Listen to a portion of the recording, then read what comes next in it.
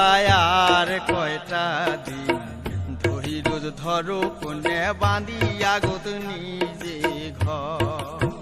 ও তোমরা আর কয়টা দিন ধৈর্য ধরো কোনে বাঁধিয়া গোত নিজে ঘর। ও তখন মহান খুলিয়া কহম কথা কাই করিবে বাধা